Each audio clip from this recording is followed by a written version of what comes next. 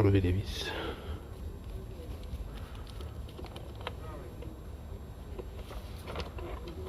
J'ai enlevé les 6 vis là. J'ai retiré les 6 vis. C'est à côté. Brancher ça. Ça c'est fragile, faut vraiment faire attention.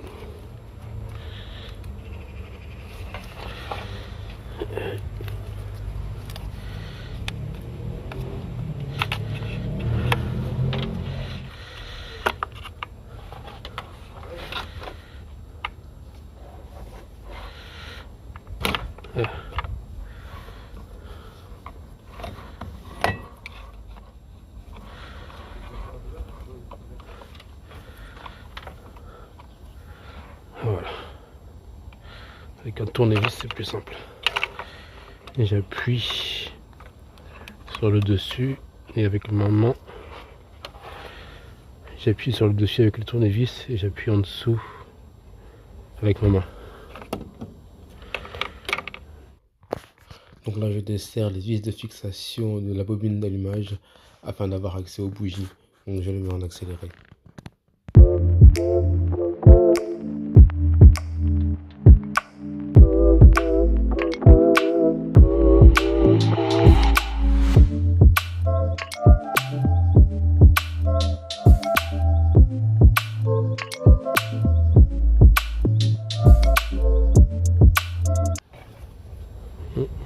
On va enlever ça.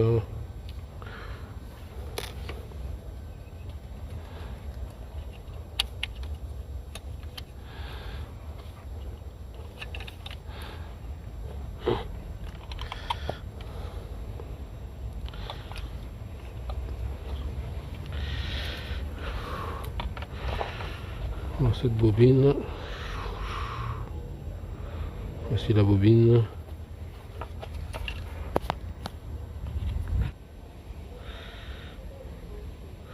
On va enlever les bougies, on va aller regarder un petit peu.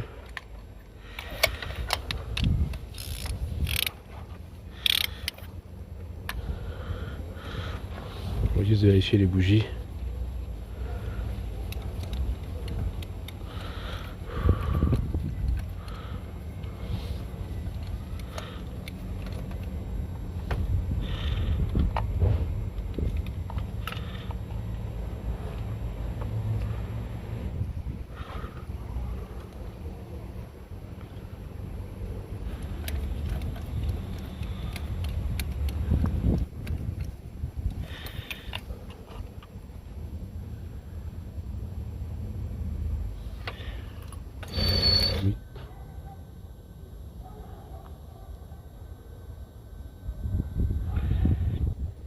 Il y avait une continuité pour celui-là.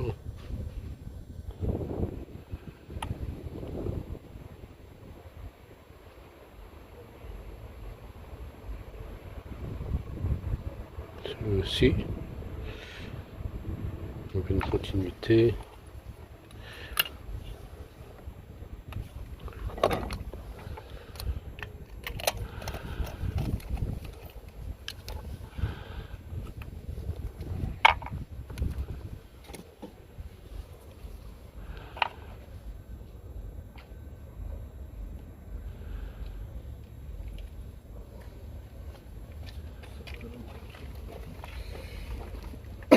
Je regarde un peu les bougies. Tu vas tester les bougies? Ouais, je regarde s'il y a une bonne continuité. Bon, là, c'est bon. Il y a bien une continuité sur toutes les bougies. Il y a un petit espace là. Tu devrais avoir 0,9 mm. Donc, normalement, ça passe. Ouais, ça passe. Normalement, le 1, il devrait pas passer. Le 1 ne devrait pas passer. Il passe pas. Donc, normalement, celui-là, c'est bon. Donc vraiment le 1 il passe pas. Si c'est bon, le 1 il passe pas. Ouais, c'est bon, ça passe pas. C'est normal que ça se casse. Mais j'ai que ça se casse. Mais il y a plusieurs là-bas. D'accord, c'est dit tout. Ah ouais, j'ai mis le 15 et le 75 pour que ça fasse 0,90. Ah. Au niveau des bougies d'allumage, l'écartement des électrodes doit être à 0,9 mm.